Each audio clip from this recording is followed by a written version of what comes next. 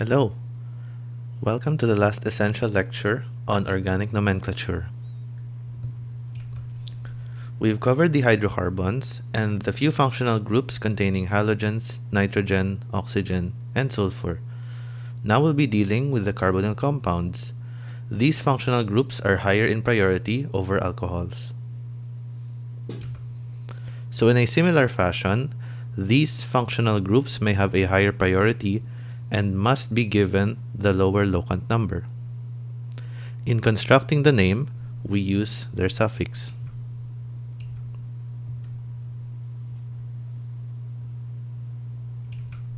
This lesson deals with the carbonyl group, which is composed of a carbon atom double bonded to an oxygen atom. A wide range of biological compounds contain the carbonyl group. It is also a very chemically active group due to the partial charges on each atom, carbon being electron deficient and oxygen being electron rich. When grouped with one structure connected to the carbonyl carbon, this R group, they are referred collectively as an acyl group. We will be dealing with 7 carbonyl compounds and the nitrile group. We start with the simplest carbonyl compound, the ketone. Ketones are carbonyl carbons with carbons connected on both sides. Let's learn to name them. Ketones are named like alkenes when they are the priority functional group. We define our ketone as the parent functional group. This uses the suffix -one. We then look for the longest chain, this having 4 carbons, and our parent name is butan-one. We identify substituents. In this case, we have a hydroxy group, and then we perform locant numbering, making sure our ketone gets the lowest possible number. So it gets number 2. Assembling the name, we get 1-hydroxy-butan-2-one. Okay. Here are some common IUPAC retained names of ketones.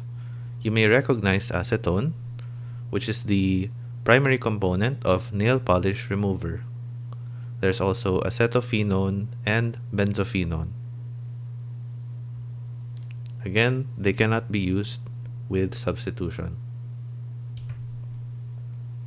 Ketones also have common names. The method for naming them is identical to ethers. Use alkyl, ketone, separated with spaces, to name them. And for symmetric ketones, use dialkyl space ketone. Remember that in common names, the alkyl name does not account for this carbonyl carbon. So, for example, we have butyl methyl ketone. The butyl group here is this 4-carbon alkyl group, and the methyl group is this carbon. So as you can see, the carbonyl carbon is not accounted for. The same with symmetric. This is not accounted for, and we have dipropyl ketone. 2 propyl groups.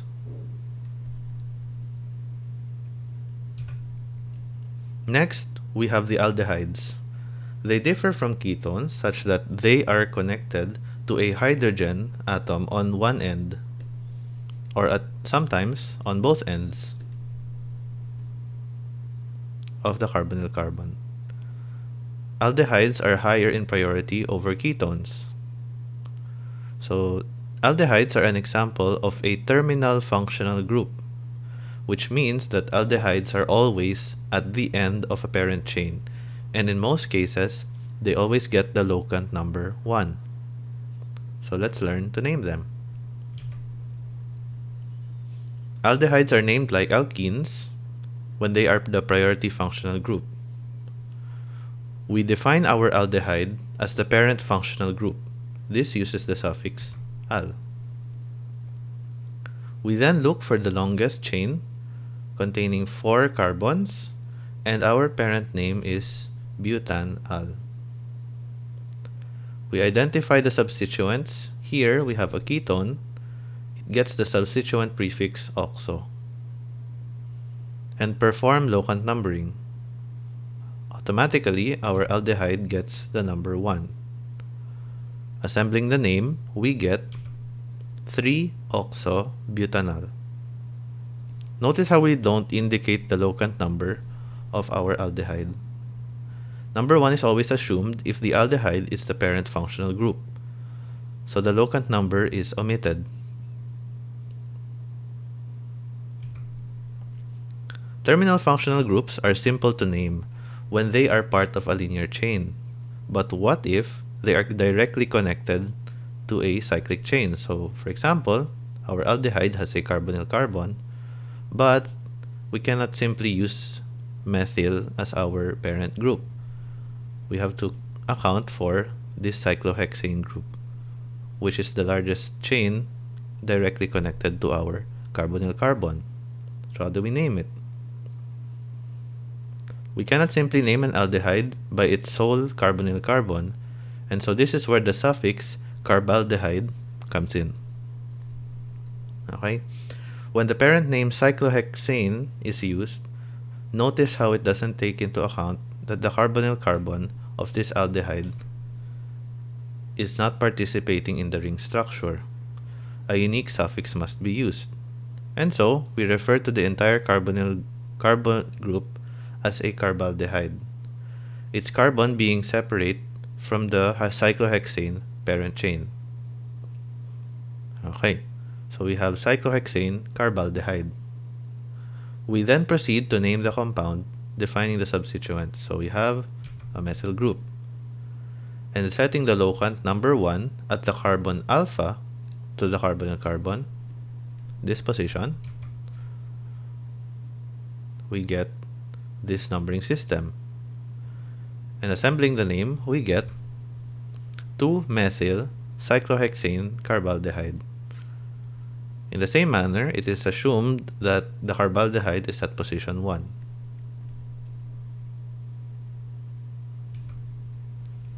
To summarize this distinction, for a terminal functional group, you'll encounter 2 kinds of suffixes in the context of aldehydes and other terminal functional groups.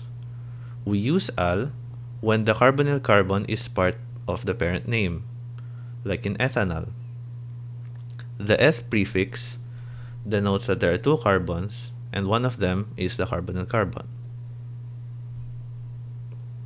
We use carbaldehyde when the carbonyl carbon is only directly, and emphasis directly, connected to the parent chain, like in cyclopropane carbaldehyde. As you can see, this carbonyl carbon is not colored red, and so it's not part of this cyclopropane ring.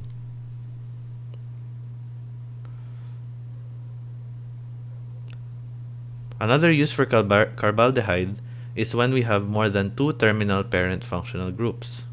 So in this case, we have a tricarbaldehyde. In order to include each aldehyde as part of the parent chain, we must exclude the carbonyl carbon from the parent chain. So these carbons are not included. We refer to this as an ethane group with only 2 carbons. So we have ethane 1,1,2 tricarbaldehyde. So we use this carbaldehyde to consolidate these 3 aldehydes. Now for substituents. Both aldehydes and ketones use the same substituent prefix oxo when there is a higher priority functional group present.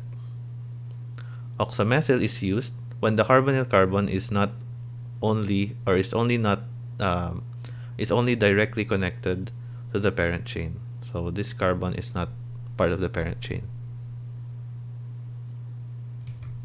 Here are some common aldehydes. You may be familiar with formaldehyde, the solvent used for specimen preservation, and here's acetaldehyde. They cannot be used with substitution.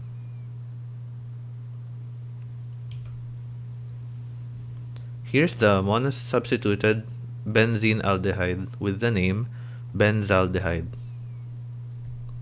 This can be used with substitution. take 4-hydroxy 3-methoxy benzaldehyde, for example, which is also known as vanillin.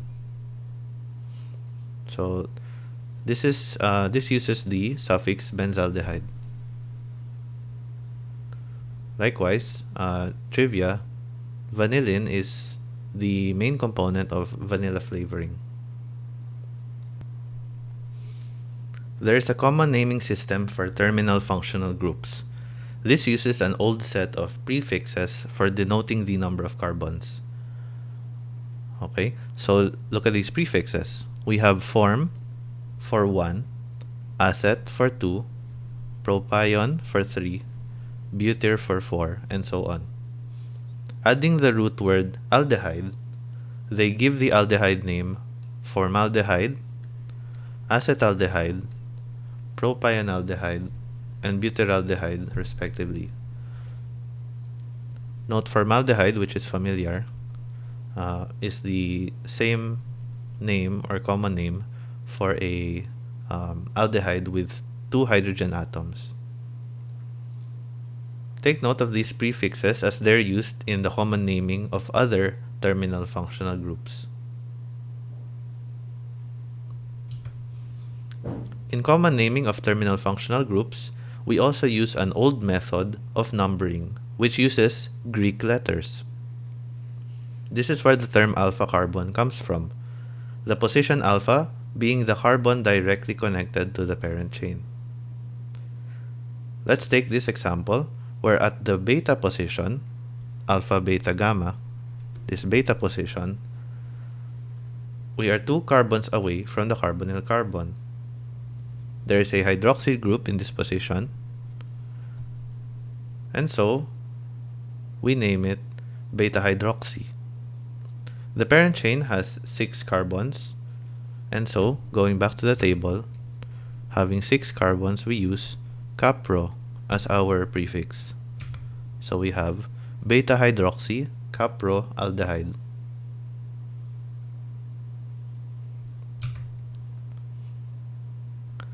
Terminal difunctional groups also have their unique set of prefixes. So difunctional meaning there are 2 groups at the ends of the parent chain. We use oxal for 2 groups spanning 2 carbons, malon spanning 3, succinylene spanning 4, and so on. In the same manner, we get oxaldehyde, malonaldehyde, and succinaldehyde. Some of these prefixes you may recognize when you encounter biochemistry and metabolism. So, trivia, aldehydes and ketones appear in daily life when we have the sugars glucose and fructose. So, glucose being an aldehyde sugar and fructose being a ketone sugar.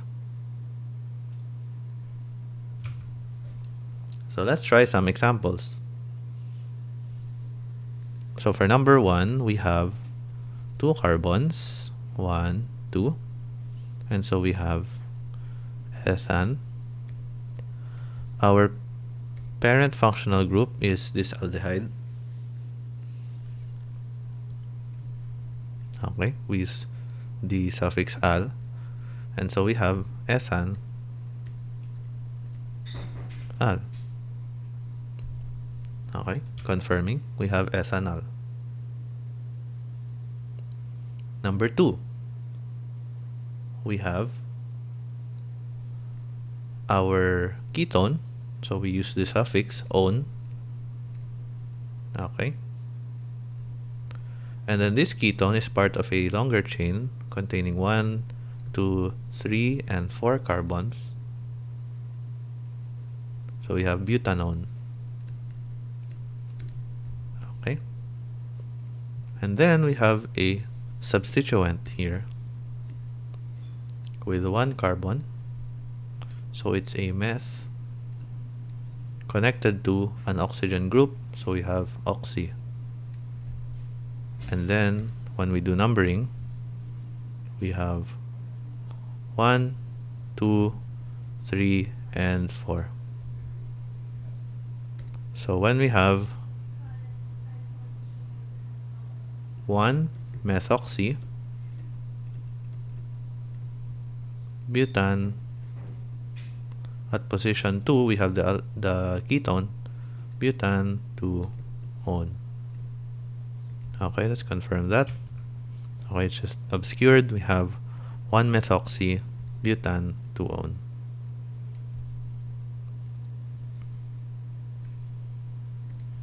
Okay, now for number 3. Our parent functional group is this ketone. So we have ketone. Okay, our longest parent chain, we have 1, 2, and 3 carbons. So we have propan-one. Okay, and then we have a substituent here which has 6 carbons in a cyclic form. So we have cyclohexyl.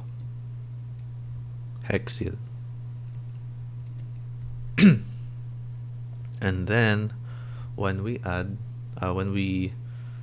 do numbering 1, 2, and 3.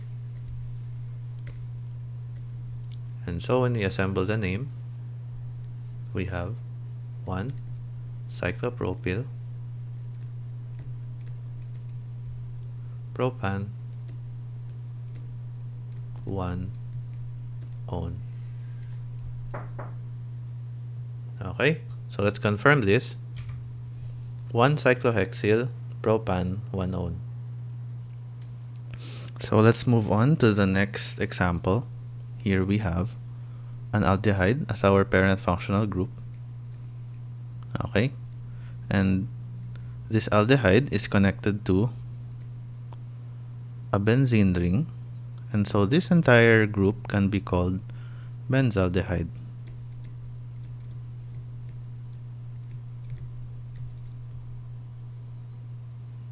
Okay, now here we have a hydroxy substituent, and then when we do locant numbering, we set number 1 here and then number 2 at our hydroxy substituent, and then we name it 2-hydroxy benzaldehyde.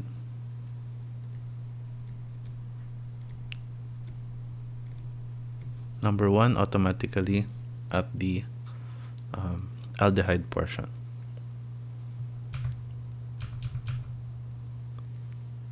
Okay, now let's go to number 5.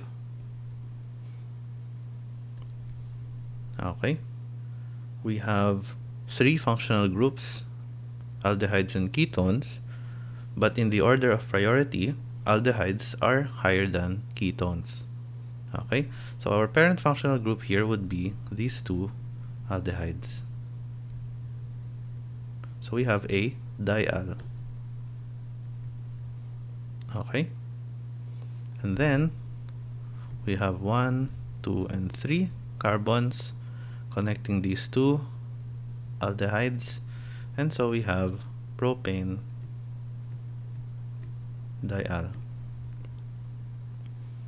Now here we have a ketone, and this will serve as a substituent, and we use the prefix oxo, and then we do numbering 1, 2, and 3.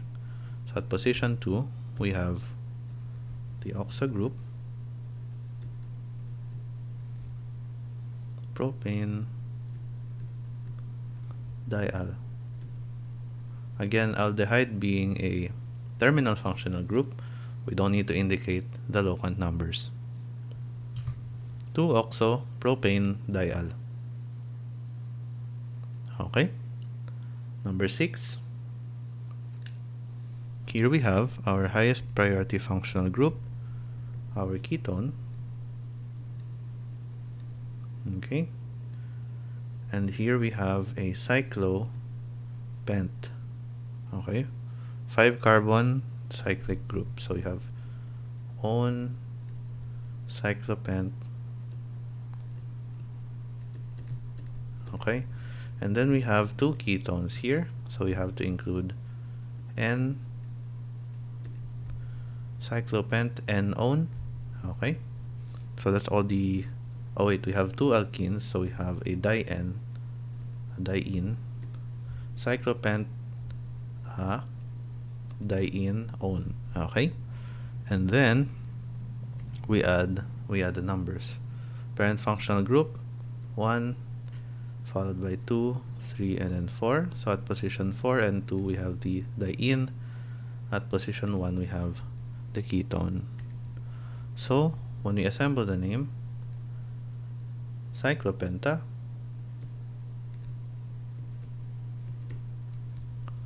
two 4